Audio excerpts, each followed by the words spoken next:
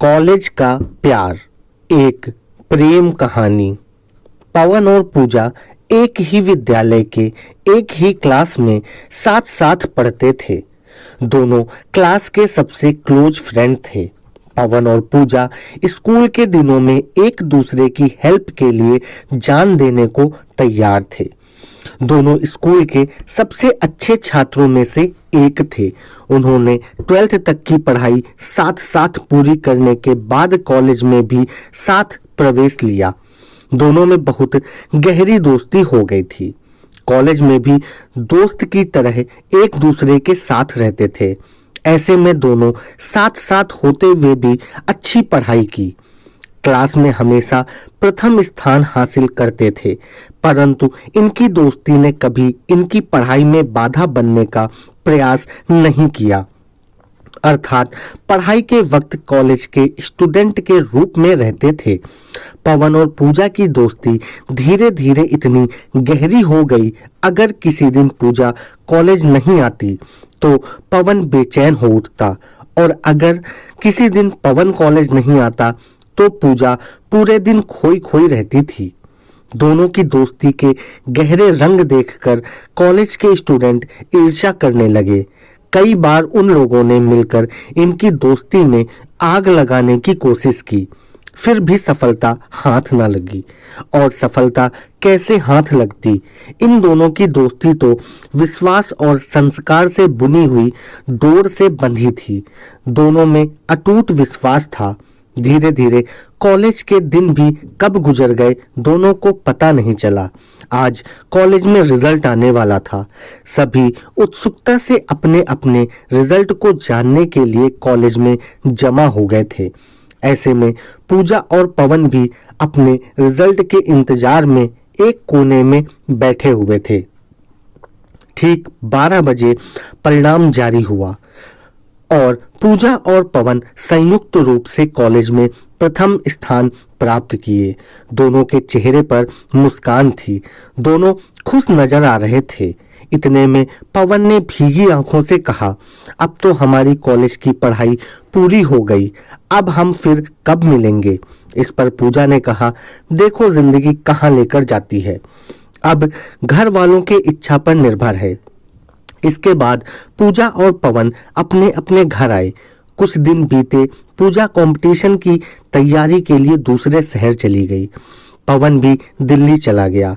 अब दोनों एक दूसरे से अलग हो चुके थे, लेकिन दिल से अलग नहीं हुए थे।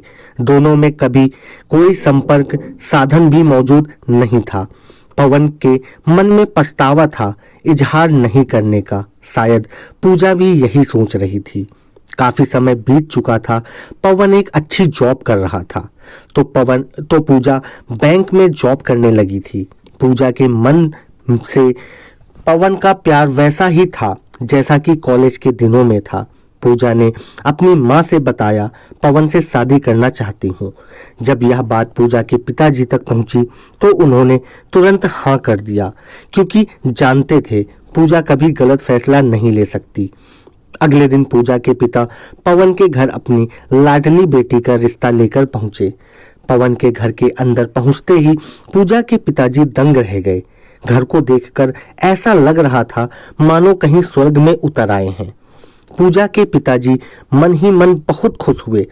उन्हें लगने लगा कि उनकी बेटी तो इस घर में अप्सरा बनकर रहेगी। पूजा के पिताजी एक सामान्य परिवार से थे। हाँ, इतना जरूर था कि पूजा के जॉब करने से उनके सम्मान में वृद्धि हुई थी।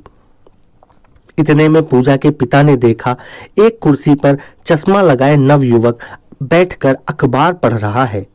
उम्र 25 साल के करीब लग रही थी।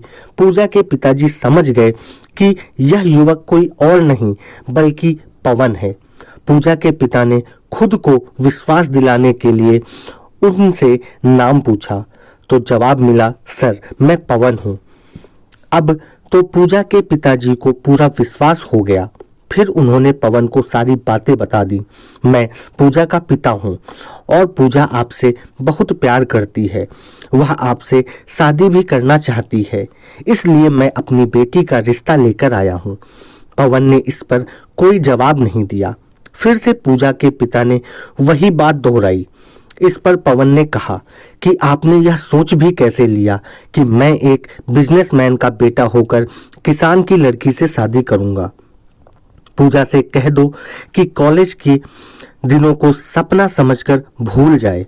इतना सुनते ही मानो पूजा के पिताजी को दिन में ही तारे दिखाई देने लगे। वे निराश होकर घर लौट आए और सारी बातें पूजा को बता दिया। यह सब सुनकर पूजा को बहुत दुख हुआ, लेकिन उसने भी ठान लिया कि वह अपने पिता के अपमान का बदला लेकर रहेगी। बस क्या था, अगले ही दिन वह सीधे पवन के घर पहुंच गई। पहुंचते ही देखा कि पवन कुर्सी पर बैठकर चाय पी रहा था।